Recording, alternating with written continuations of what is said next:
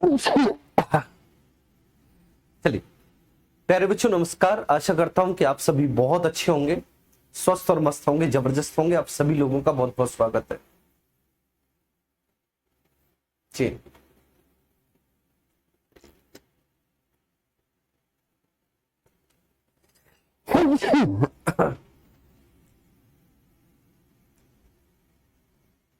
Very good afternoon all of you, very good afternoon जी। मैं अच्छा हूं और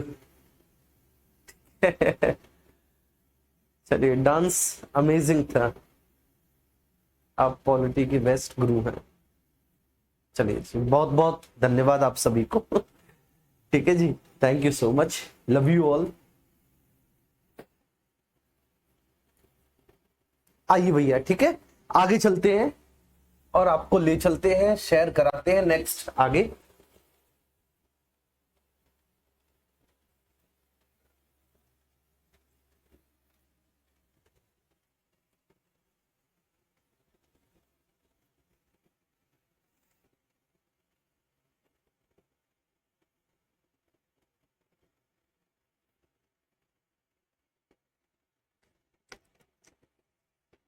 ठीक है भाई, आ जाओ सब लोग फटाफट से, और फिर हम अपनी क्लास स्टार्ट करते हैं। चैलेंज क्या था आपको पता होगा भैया जी, कि हमको डीपीएसपी का एक एक आर्टिकल याद करना था, है ना जी? ठीक है,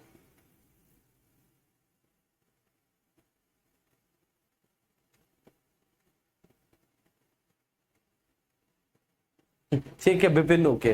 चलिए ठीक है, सभी को बहुत बहुत शुभाशीष। हाँ, तो चैलेंज ये था कि डीपीएसपी के हमको सारे आर्टिकल ठीक है याद करने हैं, और हमको क्लास में सारे के सारे आर्टिकल याद करने हैं, है ना? ये चैलेंज था। और लास्ट लेक्चर में, जो कल आपका लेक्चर हुआ था, इसमें आर्टिकल 36, 37, 38, 39 और 40 तक शायद हम देख चुके थे। 40, 41 तक हम देख चुके थे, उनको बहुत बढ़िया तरीके से हम उन्हें कंप्लीट कर चुके थे। ठीक है, तो अब ये वाला जो चैलेंज है ना, ठीक है, ये आज पूरा हो जाना चाहिए, ध्यान रखना। ठीक है, और अभी तक अगर जैसे मान के चलिए कि आज अगर हमने आर्टिकल 51 कंप्लीट कर दिया, आज हमने आर्टिकल 51 तक पूरा पढ़ लिया, तो मतलब इसका आशय ये है कि आर्टिकल 1 से लेके 51 तक आपको याद हो चुके हैं।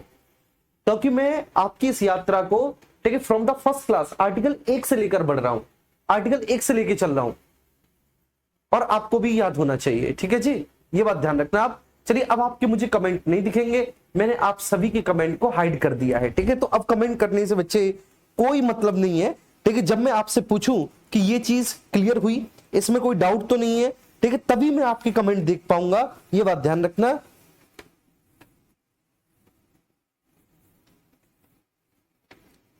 ठीक है जी, आगे बात समझ में सबको अच्छे से जी। अब एक बार मुझे एक और बात बता दो कि ठीक है, लास्ट लेक्चर में कौन सा आर्टिकल कंप्लीट हो गया था, फिर हम उससे आगे बढ़े। एक बार मुझे बता दो। ठीक है, जहां तक मुझे याद है 36 और 37 इनको कर चुके थे। ठीक है, 38 में 38 क्लॉज 1, 38 क्लॉज 2, जिसमें कि हमने 44 में संविधान संशोधन 1978 से जिसकी भाषा में संशोधन किया है, उसे भी देख चुके थे। आर्टिकल 39 में ABCDEF ये देख चुके थे, और साथ ही साथ आर्टिकल 38 क्लॉज 1 भी देख चुके थे। ठीक है ना, 38 क्लॉज 1 जिसको हमने 42 में संविधान संशोधन से जोड़ा है, सॉरी 39 जिसको हमने 42 में संविधान संशोधन से जोड़ा है, तो 39 में 1 ABCDEF तक देख चुके थे, और 39 क्लॉज 1 भी देख चुके थे, आर्टिकल 40 भी देख चुके थे। ठीक है, एक बार मुझे बता दीजिए, उससे आगे बढ़ते हैं। Article 41, okay okay, very good very good, article 41 तक। ठीक है, बीपी बीप कर रहा था, है ना, बीपी बीप कर रहा था। अब बीपी क्यों बीप कर रहा था, तो आर्टिकल 42 को याद करेंगे कि उसकी वाइफ प्रेग्नेंट थी, है ना। आर्टिकल 42 बेटा क्यों बीप कर रहा था, क्योंकि उसकी वाइफ प्रेग्नेंट थी। ठीक है, तो 42। लेकिन एक बार हम ट्रिक देख लेते हैं फटाफट से। मैंने आपको बताया था सर कि जो आपके directive principles of state policy हैं, डीपीएसपी हैं। अब हम इन डीपीएसपी को मेरे प्यारे भैया कैसे याद करेंगे, तो डीपीएसपी को हम याद करेंगे, हमारे पास देखिए 3 प्रकार के ठीक है प्रोविजन है इनको याद करने के। सबसे पहला जो प्रोविजन है वह है आर्टिकल 36 और 37। कुछ नहीं करना, ठीक है, सिंपल है। आर्टिकल 36 में राज्य की परिभाषा है, एक बार रिवीजन करवा रहा हूं। राज्य की परिभाषा वही है जो आर्टिकल 12 की है। आर्टिकल 12 वाली राज्य की परिभाषा भाग 3 के लिए है। आर्टिकल 36 वाली राज्य की परिभाषा भाग 4 के लिए है। आर्टिकल 37 जो है, आर्टिकल 37 में दिया रहा है कि डीपीएसपी नॉन इन्फोर्सेबल है, अप्रवर्तनीय है। बिल्कुल सीधा सीधा लिखा है कि डीपीएसपी अप्रवर्तनीय है, उसके बावजूद भी देश के शासन में मूलभूत है। तो इसमें लिखा है क्या बेटा कि डीपीएसपी अप्रवर्तनीय है,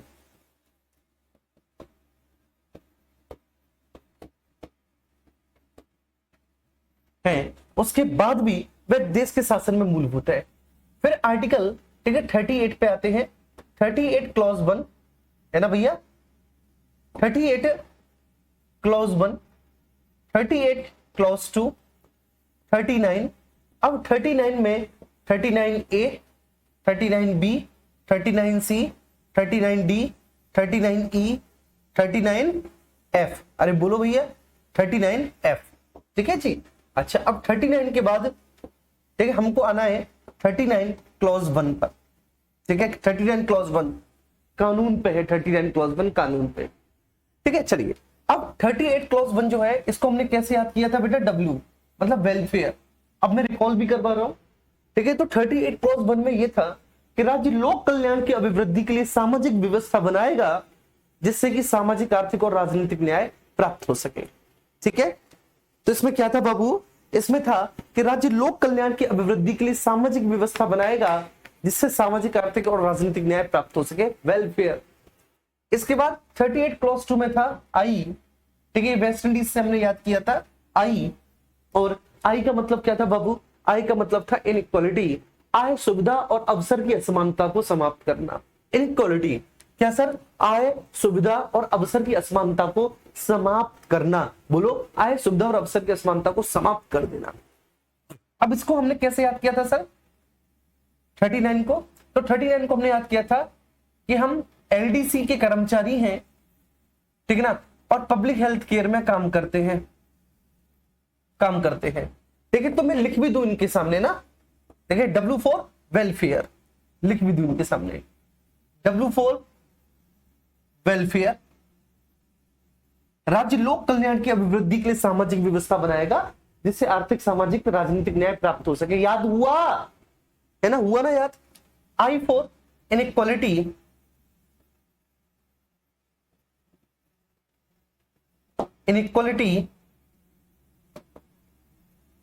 आय, सुविधा और अवसर की असमानता को समाप्त कर देना, आई फॉर बेटा। इसके बाद एल, ठीक है, एल जो है भैया आपका लाइवलीहुड, पुरुषों और महिलाओं को समान कार्य के लिए समान वेतन। डी फॉर डिस्ट्रीब्यूशन, समाज के भौतिक संसाधनों का और प्राकृतिक संसाधनों का उचित स्वामित्व व वितरण, समाज के भौतिक और प्राकृतिक संसाधनों का उचित स्वामित्व और वितरण। सी फॉर सेंट्रलाइजेशन, अर्थव्यवस्था में धन और उत्पादन के संसाधनों के अहितकारी केंद्रीकरण का निषेध, है ना जी। अर्थव्यवस्था में धन तथा उत्पादन के संसाधनों के अहितकारी केंद्रीकरण का निषेध। पी फॉर पे, पे मतलब भैया पुरुषों और महिलाओं को समान कार्य के लिए समान वेतन, पे, पुरुषों और महिलाओं को समान कार्य के लिए समान वेतन। एच फॉर भैया हेल्थ, ठीक है। इसमें था कि पुरुष, महिला और बच्चों को आयु व शक्ति के आधार पर प्रतिकूल रोजगार में जाने से बचाना।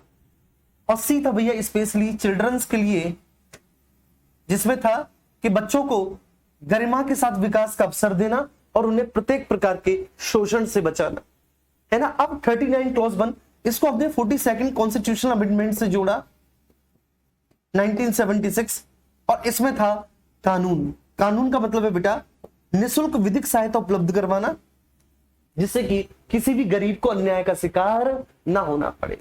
निःशुल्क विधिक सहायता उपलब्ध करवाना जिससे कि बेटा किसी भी गरीब को अन्याय का शिकार ना होना पड़े। निःशुल्क विधिक सहायता, निःशुल्क कानूनी सहायता, कोई गरीब अन्याय का शिकार ना हो, ठीक है जी। अच्छा, अब आओ 40 पे बेटा, ठीक है ना। 40 बीपी मतलब विलेज पंचायत, ग्राम पंचायत, बीपी ग्राम पंचायत। 41 बीपी क्या कर रहा था बेटा, बीप कर रहा था, बीप कर रहा था, ठीक है, बीप कर रहा था मतलब वर्क, एजुकेशन और पब्लिक असिस्टेंस, ठीक है, काम, शिक्षा और लोक सहायता प्राप्त करने का अधिकार, काम, शिक्षा और लोक सहायता प्राप्त करने का अधिकार, लोक सहायता। अब एक बच्चा कह रहा था सर कोई व्यक्ति, ठीक है, बुढ़ापे में कैसे काम करेगा, क्योंकि मैंने बोला था ना कि बुढ़ापा बीमारी या अशक्तता की स्थिति में, बुढ़ापा बीमारी या अशक्तता की स्थिति में काम, शिक्षा, लोक सहायता प्राप्त करने का अधिकार। तो देखो बेटा काम, ठीक है ना, कब, काम किस स्थिति में, ठीक है, काम किस स्थिति में बेटा, अशक्तता की स्थिति में काम मिले, शिक्षा मिले बेसिकली उसे, और लोक सहायता मिले उसे बुढ़ापा या बीमारी की स्थिति में, ठीक है, तो ध्यान रखना। फिर 42 में क्या था, क्योंकि उसकी वाइफ प्रेग्नेंट थी बेटा। 42 बीपी बीप कर रहा था क्योंकि उसकी वाइफ प्रेग्नेंट थी, तो भैया खुश होना चाहिए, वाइफ प्रेग्नेंट थी तो, ठीक है ना, खुश होना चाहिए ना। तो इसका मतलब क्या हुआ, तो इसका मतलब ये हुआ मेरे प्यारे बच्चे कि निशुल्क प्रसूति सहायता उपलब्ध कराना, ठीक है। तो काम की न्याय संगत और मानवोचित दशाएं, इसमें क्या है बेटा, काम की न्याय संगत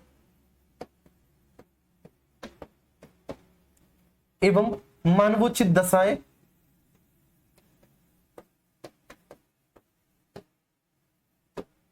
दशाएं दशाएं और बेटा निशुल्क प्रसूति सुविधा उपलब्ध करवाना, सुविधा उपलब्ध करवाना, उपलब्ध करवाना।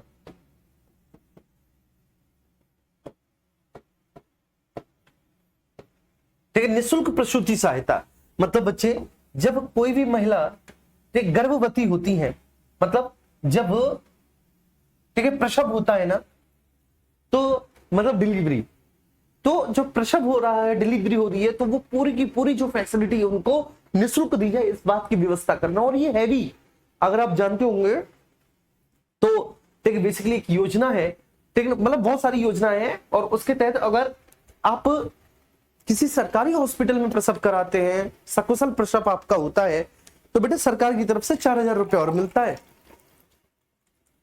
ठीक है जी, 4,000 रुपये और मिलता है। तो इसको कहते हैं बेटा क्या, कि निःशुल्क प्रसूति सहायता उपलब्ध करवाना, काम की न्याय संगत और मानवोचित दशाओं के साथ।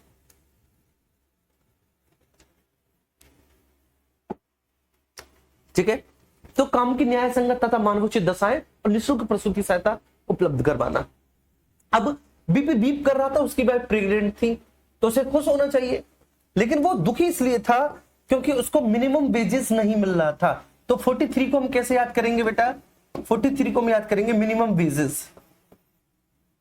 कहने का आशय ये है, आर्टिकल 43 में ये बोला है कि अगर कोई भी व्यक्ति मजदूर है, ठीक है, वो मजदूरी वगैरह करता है, लेबर है, श्रमिक है, या फिर किसी भी काम धंधे में है, तो उसे निर्वाह योग्य मजदूरी मिलनी चाहिए, जिससे कि उसका जीवन यापन हो सके। तो मिनिमम वेजेस का मतलब है भैया कि उसको निर्वाह योग्य मजदूरी मिलनी चाहिए।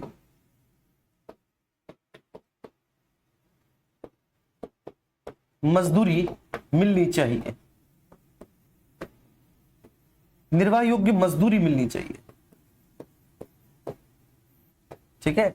कम से कम ऐसा तो हो कि बेटा अगर वह किसी के काम कर रहा है, तो भैया उसको कम से कम इतनी तो मजदूरी मिले कि वो अपना जीवन यापन कर सके।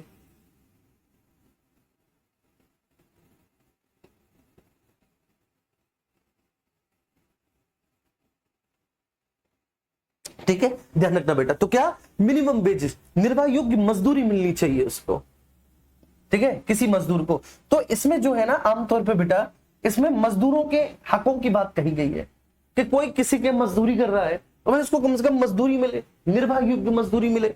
साथ ही साथ इसमें यह भी बोला है कि अवकाश की व्यवस्था हो, ठीक है ना भाई, अवकाश की व्यवस्था हो।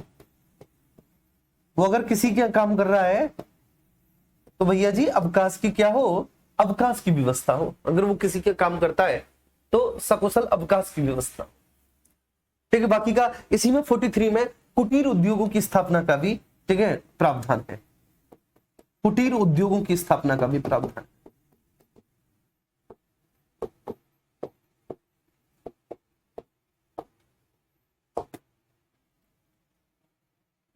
है। ठीक है जी, ये बात क्लियर हुई।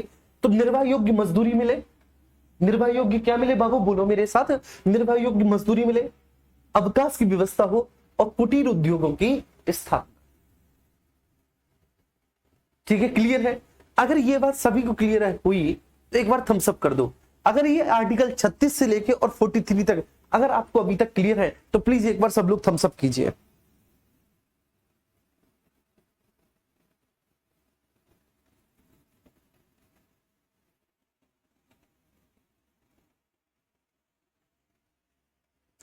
सब लोग एक बार थम्स अप कर दो। मेरी आवाज आ रही है सभी को?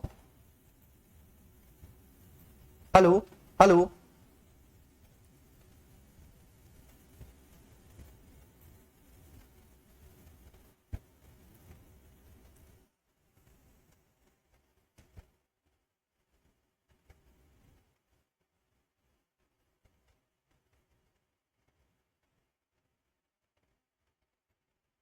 चलिए ओके, बहुत बढ़िया। ठीक है सर, चलिए, निर्वाह योग्य मजदूरी मिलनी चाहिए।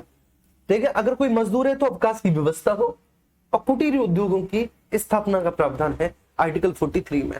ठीक है, देखो एक बार फिर से देखो, ठीक है, सारी चीजों को समझो बेटा। आर्टिकल 36, आर्टिकल 36 में राज्य की परिभाषा है, आर्टिकल 36 में राज्य की परिभाषा है। आर्टिकल 37, ठीक है, इसमें बोला है डीपीएसपी अपरिवर्तनीय, उसके बावजूद भी देश के शासन में मूलभूत है। 38 क्लॉज 1 को वेलफेयर से हमने याद किया, WI से। ठीक है, और बाकी का एक बार मैं बाद में रिवीजन करवाऊंगा, बहुत अच्छे से क्लियर हो गया होगा। अब हम 43 पे चलते हैं बेटा, हो गया। अब 43 के दो क्लॉज है, 43 क्लॉज ए और बेटा 43 क्लॉज बी, ये दो क्लॉज है। ठीक है, अब इसमें से ये आपको ध्यान रखना है कि जो 43 क्लॉज ए है, ये वाला पहला वाला बच्चे, जो 43 क्लॉज ए है, 43 क्लॉज ए, ठीक है, इस 43 क्लॉज ए को 42 में संविधान संशोधन से जोड़ा है। इसको 42 में संविधान संशोधन 1976 से जोड़ा है, 42 में संविधान संशोधन। ठीक है, और ये जो 43 क्लॉज बी है, ये वाला जो है बेटा, इसको हमने 97 में संविधान संशोधन से जोड़ा है।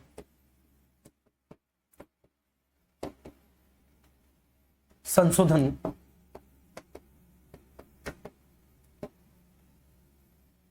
1976। ठीक है, तो इसको भैया 42 में संविधान संशोधन से और इसको 97 में संविधान संशोधन 1976 से जोड़ा है। उम्मीद करता हूं कि बात अच्छे से समझ में आई होगी। इसको भैया 42 में संविधान संशोधन, इसको 97 में संविधान संशोधन से जोड़ा है। अब ये जो आर्टिकल 43 क्लॉज ए है, ये क्या है सर? ये बोलता है, अब चूंकि देखो मेरी बात समझ रहा, ये किससे संबंधित है? सभी मजदूरों से संबंधित है, मजदूरों से। तो इसमें बोला गया ऐसा कि उद्योगों के प्रबंधन में जो श्रमिक होते हैं, ठीक है, वो उसके मैनेजमेंट में पार्टिसिपेट करें। तो हमको ऐसे नियम बनाने चाहिए कि उद्योगों के मैनेजमेंट में, उद्योगों के प्रबंधन में श्रमिकों के भाग लेने की स्वतंत्रता हो, उद्योगों के प्रबंधन में श्रमिकों को भाग लेने की स्वतंत्रता हो। जैसे आपने 90s की मूवी देखी होंगी, 90s की मूवी में क्या होता था, बेसिकली 90s 80s की मूवी, तो 80 90s की मूवी में आपने देखा होगा कि कोई एक, देखिए, कॉटन इंडस्ट्री होती थी या कोई बहुत बड़ा कोई कारखाना होता था।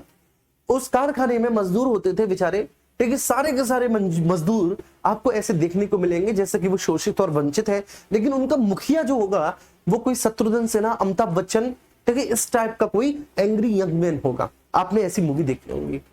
ठीक है, तो वहां पे बेसिकली आपने देखा होगा कि वो जो मजदूरों का जो मुखिया है, जो मजदूरों का लीडर है, वो मजदूरों की तरफ से आवाज उठाता है, उनके अधिकारों को मैनेजमेंट के समक्ष रखता है कि साहब, ठीक है, हम इतने ही घंटे काम करेंगे एक दिन में, हमको अवकाश मिलना चाहिए, हमारा वेतन बढ़ना चाहिए।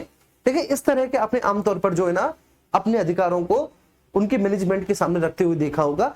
तो ये वाला जो आर्टिकल है 43 क्लॉज 1, ये बोलता है कि मैनेजमेंट में भी मजदूर पार्टिसिपेट करें। हमको ऐसी व्यवस्था बनानी चाहिए कि वो अपनी बात ना रखे मैनेजमेंट के समक्ष, इनफैक्ट वो खुद मैनेजमेंट में एक मेंबर हो। तो उद्योगों के प्रबंधन में श्रमिकों को भाग लेने की स्वतंत्रता।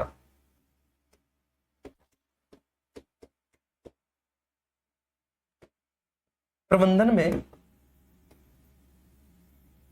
में श्रमिकों के भाग लेने की स्वतंत्रता।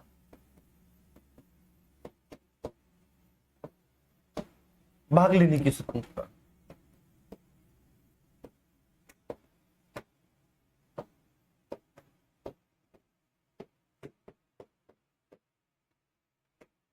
ठीक है बाबू। तो उद्योगों के मैनेजमेंट में, उद्योगों के प्रबंधन में श्रमिक भाग लें।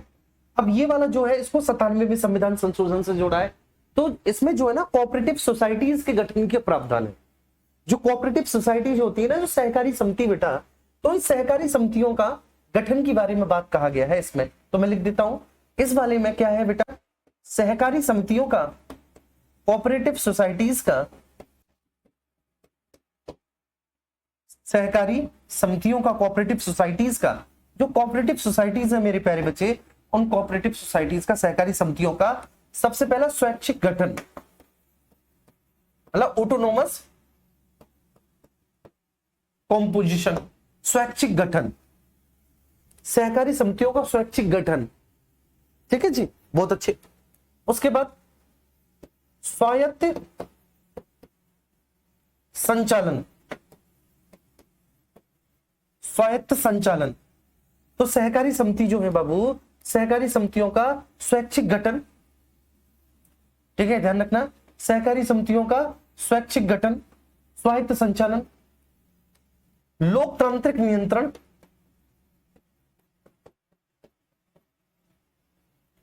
डेमोक्रेटिक कंट्रोल और पेशेवर प्रबंधन, पेशेवर प्रबंधन।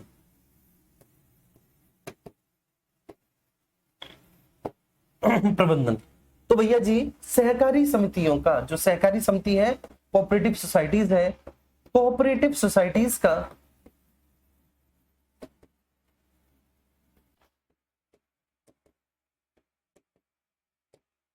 सहकारी समितियों का स्वैच्छिक गठन, स्वायत्त संचालन, लोकतांत्रिक नियंत्रण, पेशेवर प्रबंधन। ठीक है बाबू, क्लियर है। तो सहकारी समितियों का, बोलो मेरे साथ साथ, सहकारी समितियों का स्वैच्छिक गठन, स्वायत्त संचालन, लोकतांत्रिक नियंत्रण, पेशेवर प्रबंधन। ठीक है, आर्टिकल 43 क्लॉज बी में सहकारी समितियों का। उम्मीद करता हूं ये बात समझ में आ गई होगी। अब बेटा आप याद करेंगे 44। अब 44 को कैसे याद करेंगे? 4 इक्वल्स टू 4। ये क्या है बेटा? इसको आप याद करेंगे 4 इक्वल्स टू 4। 44 को ऐसे याद करेंगे कि sir 4 equals to 4 equals to 44, है ना? 4 इक्वल्स टू 4 इक्वल्स टू 44। अच्छा बाबू, अब देखिए इसमें क्या है, इसमें एक समान नागरिक संहिता, यूनिफॉर्म सिविल कोड को एस्टेब्लिश करने की और उसे लागू करने की बात कही गई है ना जी? तो इसमें भैया जी किसको, इसमें एक समान नागरिक संहिता, एक समान नागरिक संहिता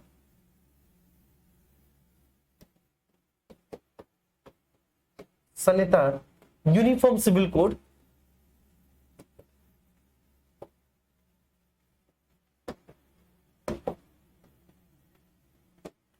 एक समान नागरिक संहिता को, ठीक है ना,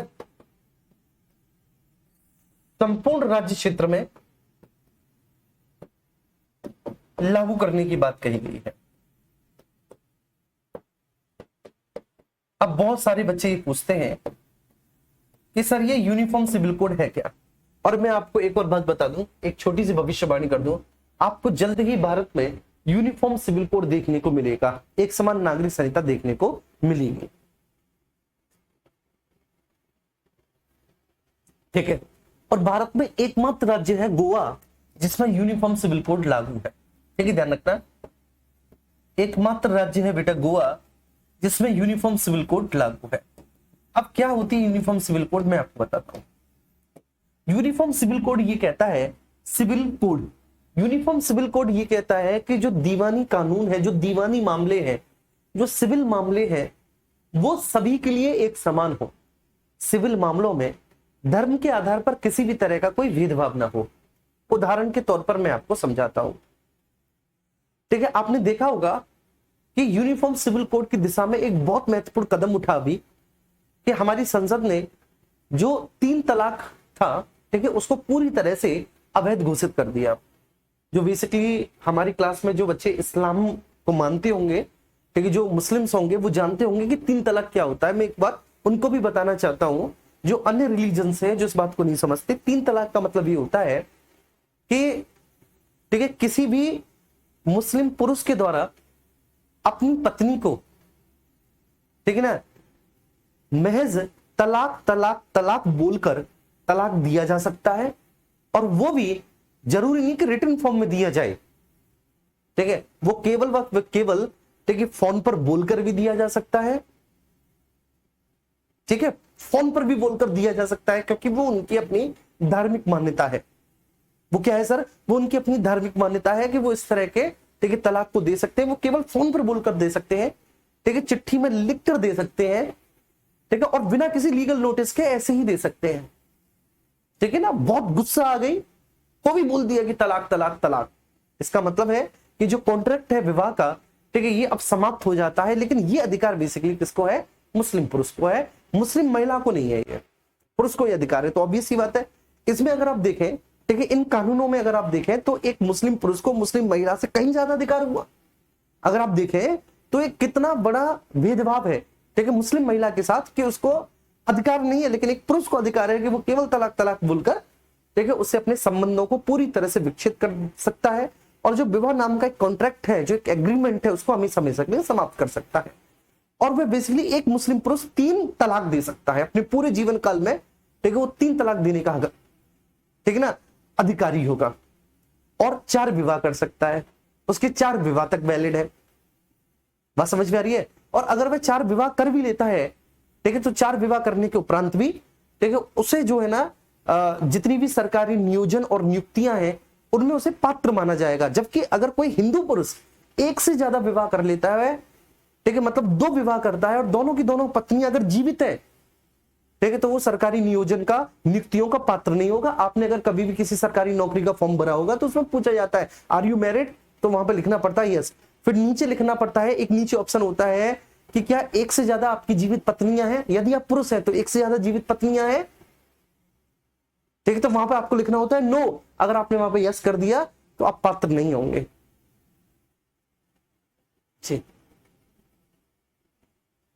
क्लियर है? दूसरा, और भी ऐसे बहुत सारे नागरिक कानून हैं जो धर्म के आधार पे अलग अलग हैं। बहुत सारे नागरिक कानून हैं जो धर्म के आधार पे अलग अलग हैं, जो पर्सनल लॉ के आधार पर चलते हैं। जैसे मुस्लिम पर्सनल लॉ, तो मुस्लिम पर्सनल लॉ के आधार पर बहुत सारे ऐसी धार्मिक मान्यताएं, कानून हैं जो मुसलमानों के लिए अलग है, और वास्तव में वो कहीं ना कहीं जो मुस्लिम महिलाएं हैं उनके अधिकारों में कमी करते हैं, या फिर पुरुषों को ज्यादा अधिकार देते हैं। ठीक है, ऐसे एक शहनवाज बानो का केस था, मैं आपको बताऊंगा। ठीक है, तो सबसे बड़ी बात क्या है? सबसे बड़ी बात यह है सर कि अब यहां पर यह मुद्दा उठा कि क्यों ना सभी लोगों के लिए, ठीक है, एक समान नागरिक कानून हो।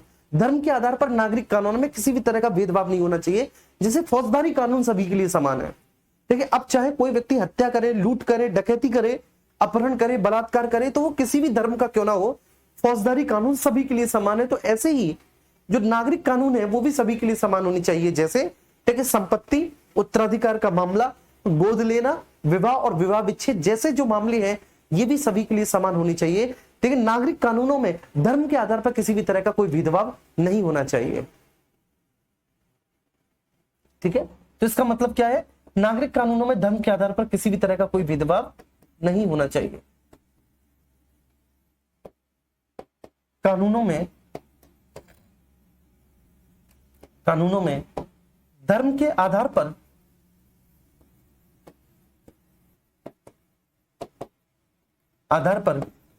किसी भी तरह का कोई भेदभाव नहीं होना चाहिए।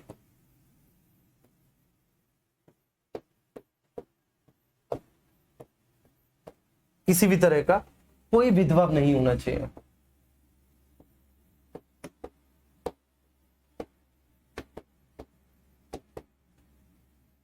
नहीं होना चाहिए। ठीक है, तो नागरिक कानूनों में बेटा धर्म के आधार पर किसी भी तरह का कोई भी भेदभाव नहीं होना चाहिए, ये आर्टिकल 44 बोलता है। अब इसके बाद हम आर्टिकल 45 पर आते हैं। आर्टिकल 45 जी मेरे प्यारे बच्चे,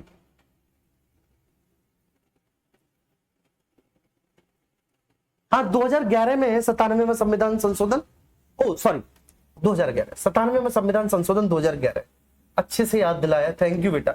गलती से देखिए हो जाता है ऐसे कभी कभी दिमाग में, क्योंकि वो 1976 था लिख गया, 2011 है, बिल्कुल थैंक यू बेटा जी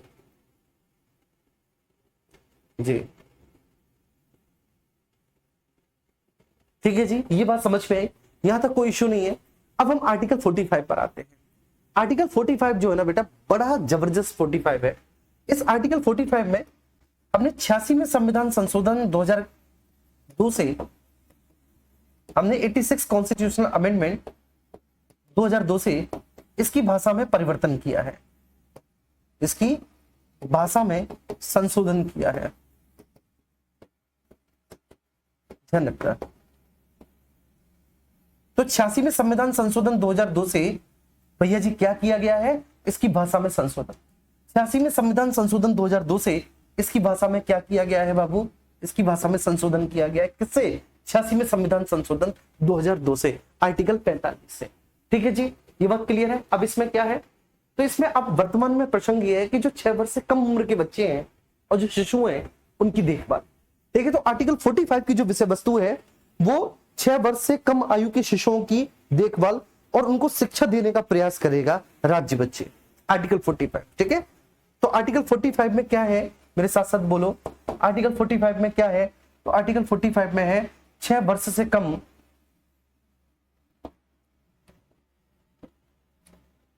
ठीक है, 6 वर्ष से कम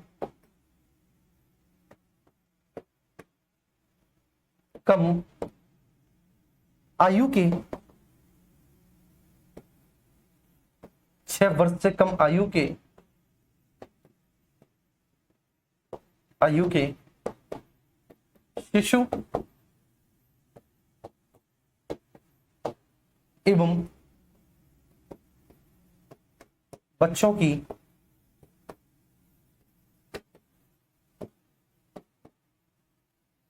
देखभाल का, ठीक है ना, प्रयास करेगा राज्य। कहने का मतलब ये है कि आर्टिकल 45 तो आपसे ये बोल रहा है कि भैया अगर आपका बच्चा हो गया है, अगर डीपीएसपी प्रवृत्ति नहीं होता तो आप बड़े आराम से बच्चे करो और राज्य से कह दो कि 6 साल तक ख्याल रखना है तुमको मेरे बच्चे का।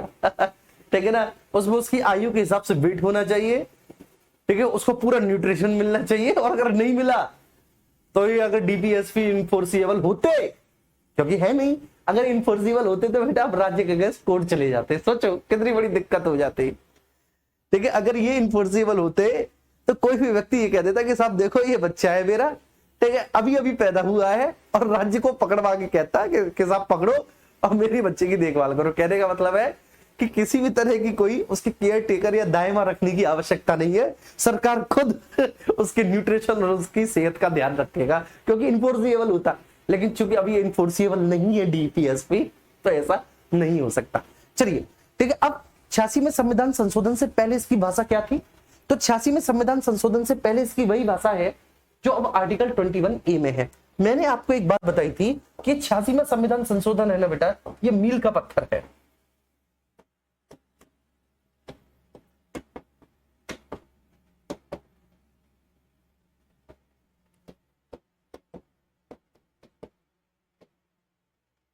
ठीक है, ये जो 86 में संविधान संशोधन 2002 है, एक माइलस्टोन है। इससे क्या हुआ, इससे सबसे पहले बेटा आर्टिकल 21A जोड़ा गया।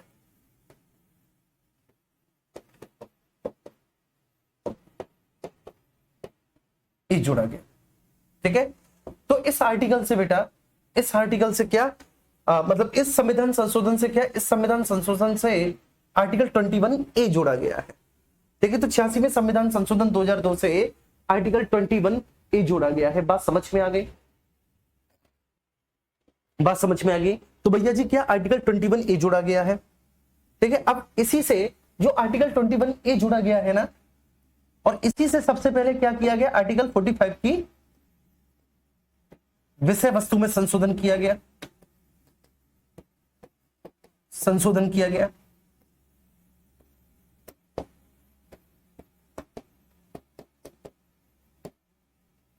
संशोधन किया गया।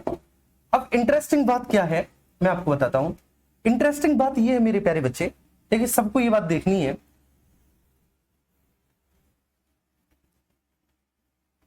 ठीक है, सबसे इंटरेस्टिंग बात क्या है जो मैं आपको बताने जा रहा हूं, प्लीज आप लोगों को यहां पर फोकस करना है।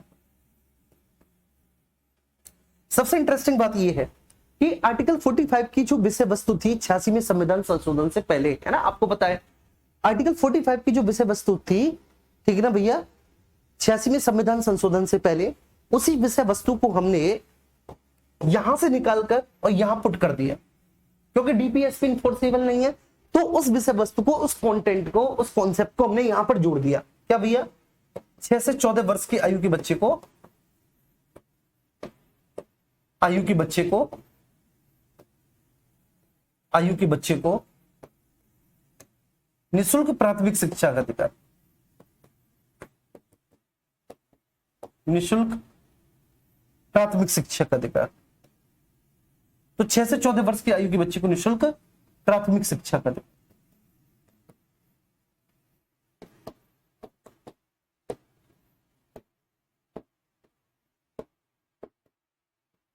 प्राथमिक शिक्षा का अधिकार, ठीक है, इसमें जोड़ दिया।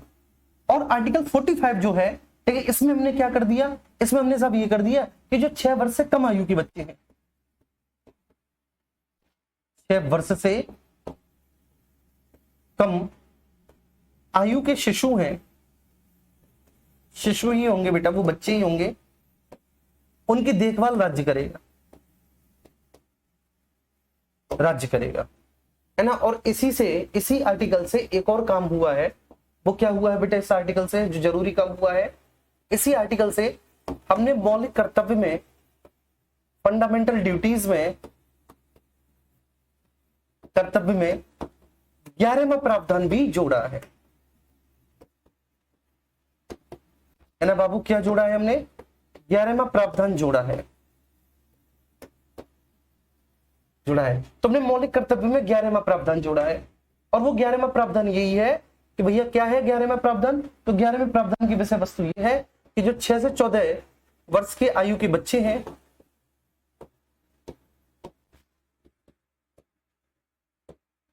बच्चे हैं, ठीक है, उनको बेहतर शिक्षा मिले, उनको बेहतर शिक्षा मिले, ठीक है, ये उनके अभिभावकों का कर्तव्य है, उनके अभिभावक या माता पिता का कर्तव्य है कि उनको बेहतर शिक्षा और बेहतर परवरिश मिले। तो एक संविधान संशोधन से बेटा हमने 3 महत्वपूर्ण संशोधन किए, लेकिन ये जो तीनों के तीनों महत्वपूर्ण संशोधन है, इनका मर्म एक ही है, ठीक है जी, इनका मर्म क्या है, एक ही है। वीकेएस कुमार जी का एक ही सवाल है, क्वेश्चन प्रैक्टिस कब से कराओगे बेटा? वीकेएस ऐसा करूंगा, ठीक है, मैं तुम्हारा पेपर देने ही चला जाऊंगा, ठीक है, नवीन सर से कह दूंगा कि हिंदी का पेपर, हिंदी वाला जो सेगमेंट है वीकेएस का तुम कर देना, पॉलिटी वाला मैं कर दूंगा, और बाकी का मैथ वाला राहुल तिब्बती सर कर देंगे, ऐसे करके कर देंगे, खुद से भी कर लो क्वेश्चन प्रैक्टिस। बोल रखा है पूर्वावलोकन ले लो, पूर्वावलोकन ले लो, किसी भी पब्लिकेशन की ले लो, यूथ की ले लो, घटना चक्र की ले लो, पूर्वावलोकन ले लो, 2 पूर्वावलोकन लो, एक लो आईएसपीसीएस वाली, आईएसपीसीएस के प्रीवियस ईयर के पॉलिटी के देखो, और दूसरा लो एसएससी वाली, ठीक है, जिसमें एसएससी के सारे प्रीवियस ईयर के देखो, और एक और लो तीसरी यूपीटर प्लस सी वाली, जिसमें यूपीटर प्लस सी के सीधे पूरे के पूरे प्रीवियस ईयर देखो, एक यूपीएसआई वाली भी ले लो, 4 पूर्वावलोकन लो, चारों पूर्वावलोकन से पॉलिटी के प्रश्न लगाओ, खुद पता चल जाएगा, ठीक है बच्चे, खुद पता चल जाएगा, इतना तो खुद से कर लो यार, ठीक है ना।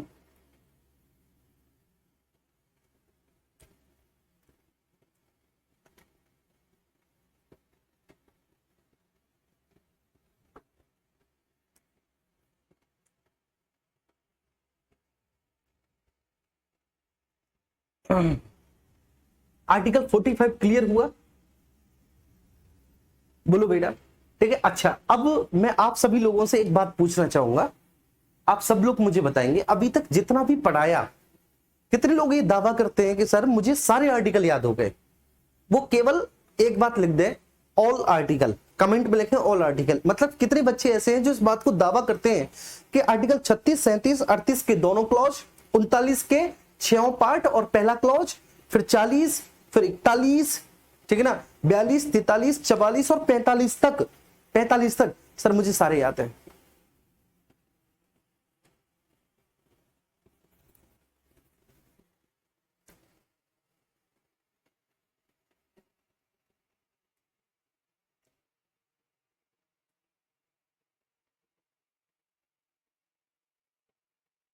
बहुत अच्छे। अभी सबसे पहला कमेंट अभी का है, ऑल आर्टिकल्स।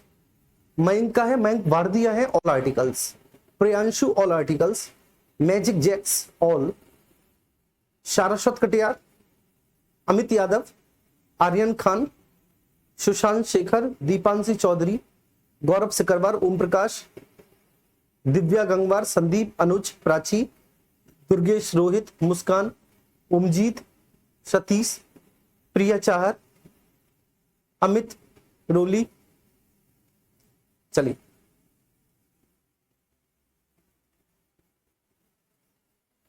क्या बात है, एक मिनट।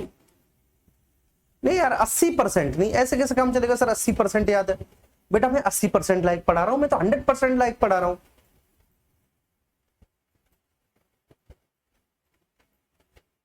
मैं तो 100% लाइक पढ़ा रहा हूं बेटा।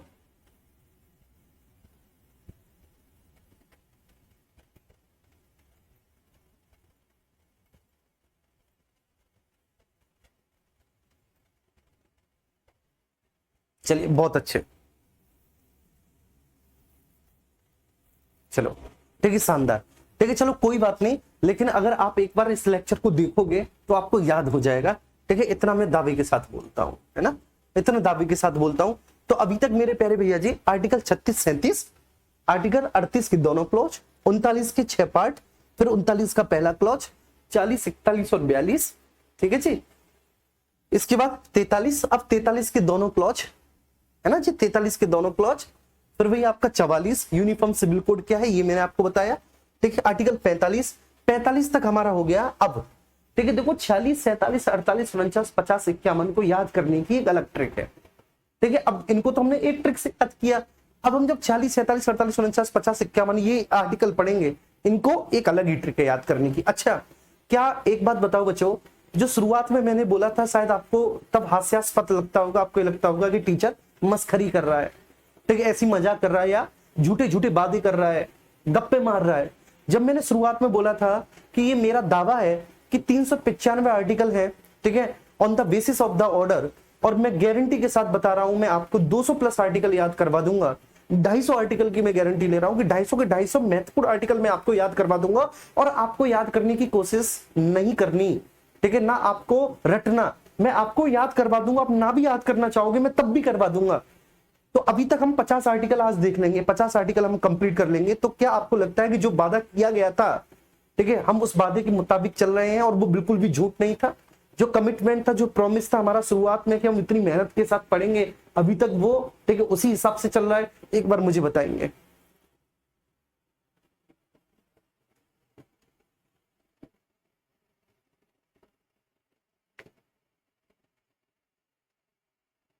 कुटीर उद्योग होता है बेटा कॉटेज इंडस्ट्री।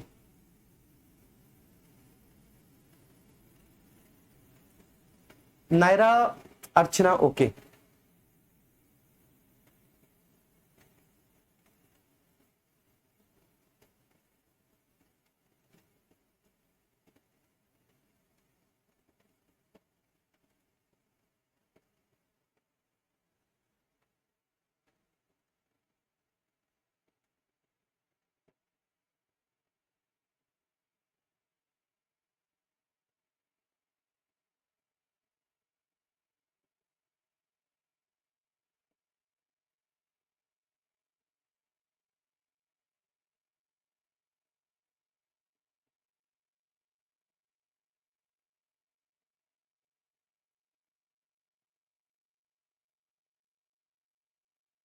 चलो थैंक यू।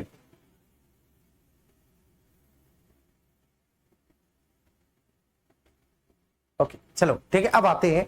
अब बच्चे देखो, ये 46, 47, 48, 49 इनको याद करने का सिस्टम अलग है। देखो जो आर्टिकल 46 है, इधर देखेंगे, जो आर्टिकल 46 है, 46 में है बेटा, ठीक है ना, देखो 46, तो आप इसे ऐसे लिखो अंग्रेजी में 46। अब इसका जो एस है, एस, ठीक है, 46 एस एस एस, तो आर्टिकल 46 में जो एस है, आप इससे याद करो SC/ST, बस इतना याद करो। किससे बेटा? इस एस से आप इसको संबंधित करो, इस एस से आप इसको संबंधित करो SC/ST। तो जो आर्टिकल 46 है, 46 में बेसिकली SC मतलब अनुसूचित जाति, अनुसूचित जनजाति और जो अन्य पिछड़े वर्ग हैं, ठीक है, उनके हितों की रक्षा करने की बात कही गई है कि सरकार उनके हितों की रक्षा करेगी। ठीक है बाबू, सरकार क्या करेगी? सरकार उनके हितों की रक्षा करेगी, इस तरह की बात यहां पर बोली गई है आर्टिकल 46 में। तो जो आर्टिकल 46 है, आर्टिकल 46 में क्या बोला है? अनुसूचित जाति मतलब SC जाति, SC अनुसूचित जनजाति,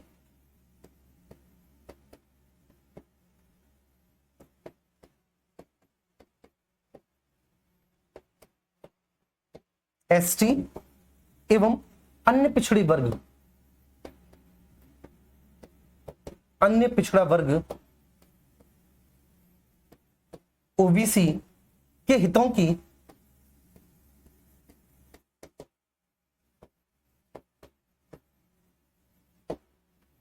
ठीक है रक्षा की जाएगी,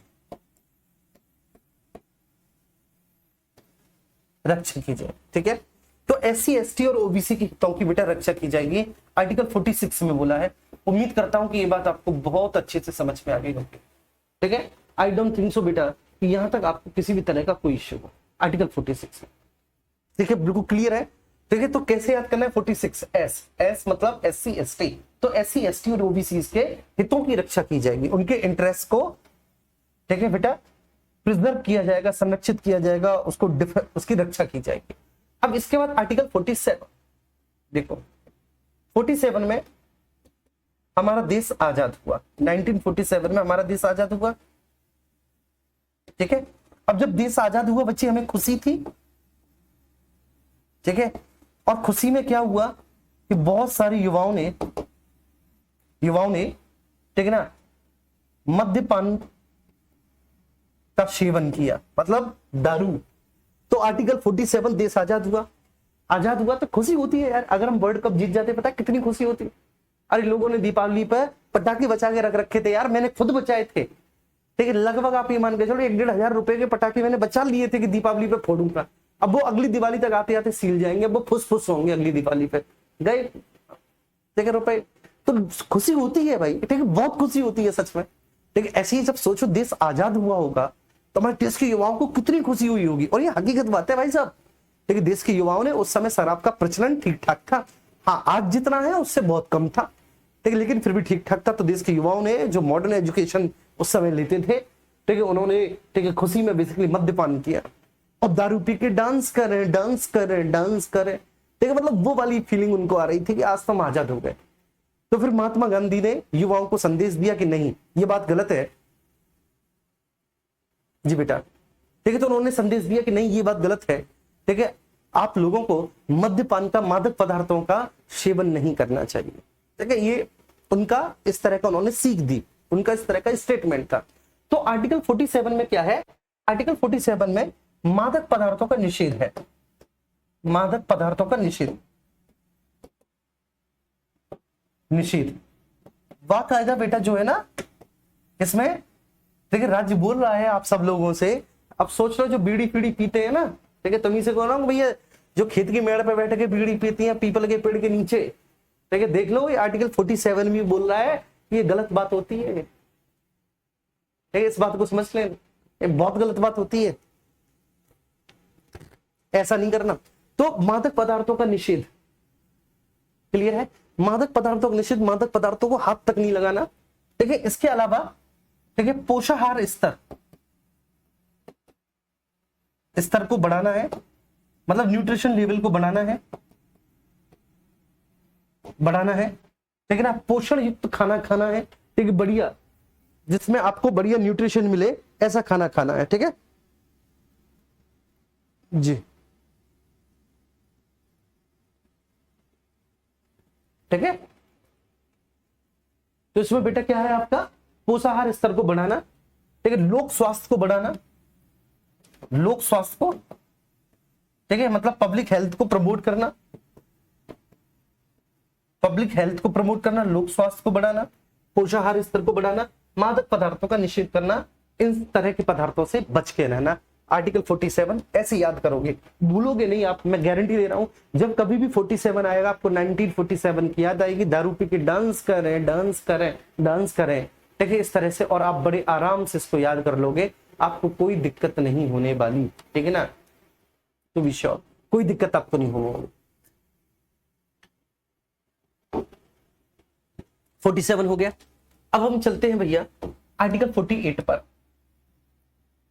48 8, ठीक है ना। देखो 8 के तरह के कान, ऐसे ऐसे ऐसे 8 बना, और इस तरह के कान बेटा किसके होते हैं, हमारी गौ माता के, ठीक है, ऐसे कान। और गाय को अष्टकर्णी भी कहा जाता है, ये बात भी आपको ध्यान रखना।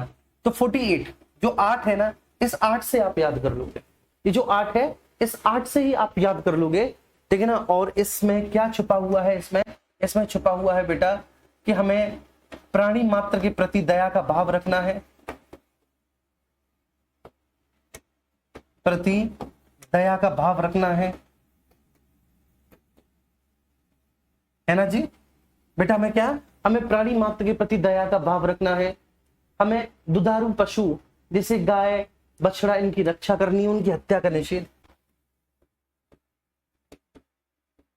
दुधारू पशु, ठीक है ना, उनकी हमें रक्षा करनी है और उनकी हत्या का निषेध, निषेध निषेध। बाकायदा बोला गया बेटा गाय बछड़ा इत्यादि, इसमें शब्द भी लिखा है गाय बछड़ा। गाय को अष्टकर्णी कहा जाता है, 8 की तरह के उसके कान होते हैं। तो 48 को आप ऐसे याद कर लोगे। अब इसमें बेटा 48 क्लॉज 1 भी है, 48 क्लॉज 1 है, इसको 42वें संविधान संशोधन से जोड़ा है, इसको 42वें संविधान संशोधन 1976 से जोड़ा है,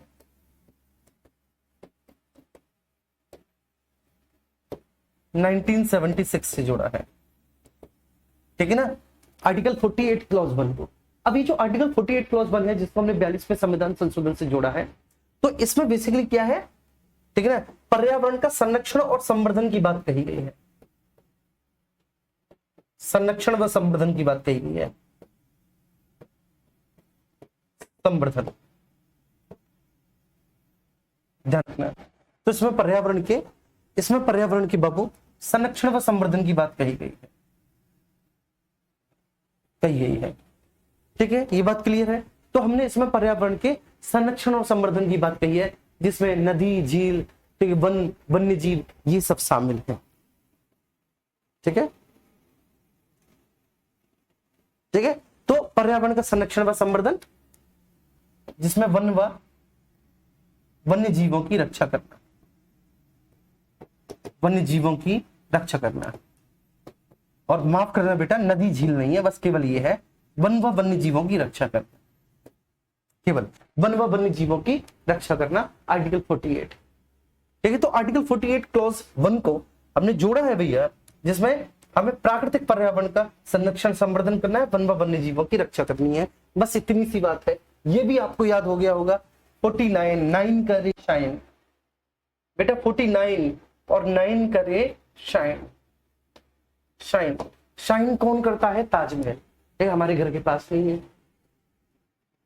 ठीक है, तो शाइन कौन करता है, ताजमहल हमारे घर के पास है। तो आर्टिकल 49 9 करे शाइन मतलब बेटा राष्ट्र महत्व के स्मारकों का संरक्षण व संवर्धन। इसमें क्या है, राष्ट्र महत्व के स्मारकों का, राष्ट्र महत्व के स्मारकों का संरक्षण व संवर्धन, संरक्षण व संवर्धन।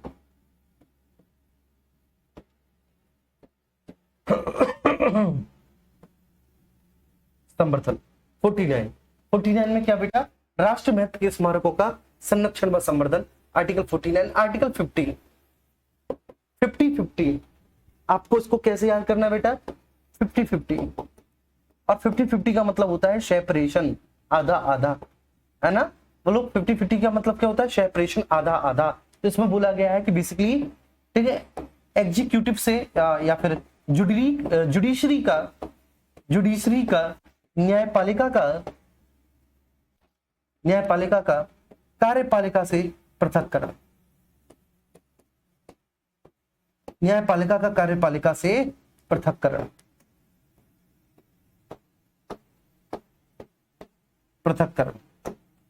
ठीक है जी। न्यायपालिका का कार्यपालिका से पृथक्करण, इसका आशय क्या है, इसका आशय ये है बच्चे कि कार्यपालिका का हस्तक्षेप न्यायपालिका पे नहीं होना चाहिए, जिससे कि न्यायपालिका स्वतंत्र और स्वच्छंद तरीके से न्याय कर सके, है ना भैया। क्लियर है, ये बात समझ में आ रही है। तो सब कार्यपालिका का हस्तक्षेप ना हो न्यायपालिका, है ना भाई, कार्यपालिका का हस्तक्षेप न्यायपालिका में ना हो, दोनों का सेपरेशन रहे, जिससे न्यायपालिका ठीक है निश्चिंत होकर अपने निर्णयों को दे सके, ठीक है, अपना फैसला सुना सके। अब आर्टिकल 51 लास्ट आर्टिकल है, आर्टिकल 51, और आर्टिकल 51 में अंतरराष्ट्रीय शांति एवं सुरक्षा की अभिवृद्धि, बस और कुछ नहीं है, ठीक है। अंतरराष्ट्रीय शांति एवं सुरक्षा की अभिवृद्धि, शांति व सुरक्षा की अभिवृद्धि, सुरक्षा की अभिवृद्धि। अब होगा क्या बच्चे, आप ठीक है ट्रिक को भूल जाएंगे, आप इनको भूल जाएंगे, ठीक है। तो इसलिए आप एक कागज पे अभी नोट डाउन कर लो, ठीक है। देखो 51 तो आपको याद हो गया, लास्ट है अंतरराष्ट्रीय शांति व सुरक्षा की अभिवृद्धि। 50 का मतलब क्या है, सेपरेशन। 50 का मतलब क्या है, सेपरेशन, सेपरेशन, ठीक है ना, क्या है sir, 50 separation, separation of judiciary from the executive, न्यायपालिका का कार्यपालिका से पृथक्करण, है ना भैया, न्यायपालिका का कार्यपालिका से पृथक्करण। 49 9 करे शाइन, जितने भी राष्ट्र महत्व के स्मारक हैं, सभी राष्ट्र महत्व के स्मारकों का संरक्षण व संवर्धन। 49 48 8 का मतलब है बेटा अष्टकर्णी, देखिए कौन, गाय। 8 तरह के किनके कान होते हैं, 8 के आकार के गाय के। तो गाय बछड़ों की हमें देखभाल करनी है, उनकी हत्या का निषेध करना है, हमें दुधारू पशुओं की रक्षा करनी है, हमें पशुओं की नस्लों में सुधार करना है, इसमें ये भी है पशु नस्लों में सुधार, नस्लों में सुधार करना है, सुधार करना है ना, ये है मेरे प्यारे बच्चे। और इसको हमने 42वें संविधान संशोधन से जोड़ा है। इसमें बिल्कुल सिंपल सी बात है कि हमें पर्यावरण का संरक्षण और संवर्धन करना है, और वन व वन्य जीवों की हमको क्या करनी है, रक्षा करनी है। अब इसके बाद 47 देश आजाद हुआ और खुशी मनाने के लिए युवाओं ने मद्यपान किया, ठीक है। ट्रिक को मैं मिटाता हूं, ध्यान रखना, बस ऐसे ही याद करना है आर्टिकल 47 को, ठीक है। यहां पर भी मैं ट्रिक को मिटा रहा हूं, ठीक है। 9 करे शाइन, बस ऐसे ही याद करना है, 50 याद करना, ठीक है ना, ये आप ध्यान रखना। क्लियर है ये बात भैया। अरे 47 48 ये वाला बीच में ऐसे खाली छूट गया, ठीक है। तो और 46 में बेटा 46 एस का मतलब SC ST, मैं इसको भी मिटा रहा हूं, ये भी आपको याद करना है, ठीक है, बस याद करना है आपको। उम्मीद करता हूं कि ये बात आपको बहुत अच्छे से समझ में आ गई होगी, ठीक है, आपको किसी भी तरह का कोई इश्यू नहीं रहा होगा, ठीक है। सारे DPSP क्लियर हुए, कंप्लीट हुए हमारे, और एक एक DPSP को हमने क्लास में याद कर लिया बच्चों।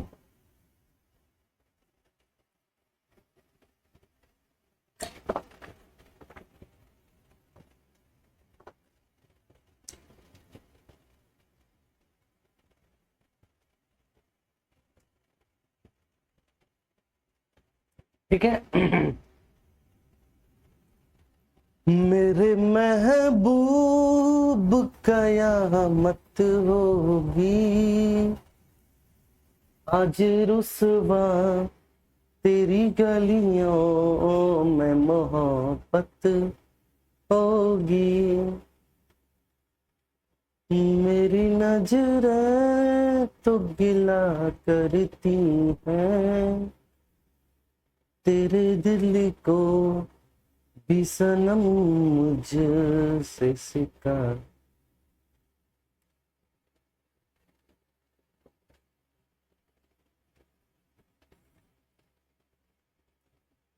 सर आप पहले क्यों नहीं आए इस चैनल पे? बेटा मैं बहुत पुराना हूं इस चैनल पे। ठीक है, बहुत ज्यादा पुराना हूं मैं शुरुआती फैकल्टीज में हूं। तुम मुझे नया समझ रहे हो? चलिए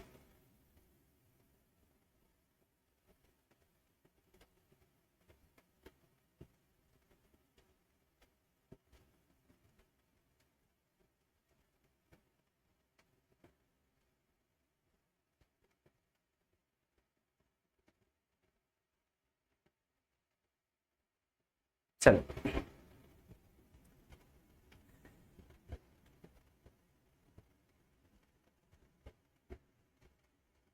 थैंक यू बच्चों, thank you, love you all. आप सभी अपना ख्याल रखो, ऐसे ही पढ़ो, ठीक है ना? और अच्छे से पढ़ो, आराम से पढ़ो, कोई ज्यादा टेंशन या दिक्कत मत लो जीवन में। ठीक है, जितना पढ़ाया जा रहा है ना उतना बहुत बेहतरीन आपको पढ़ाया जा रहा है, बस आपको पढ़ते रहना है। ठीक है ना?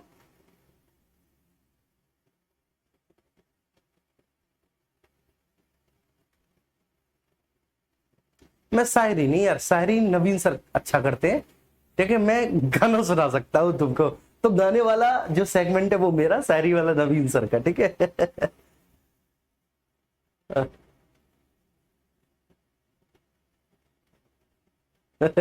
एक बच्चा कह रहा गुरुजी पुरानी चावल है इस चैनल के।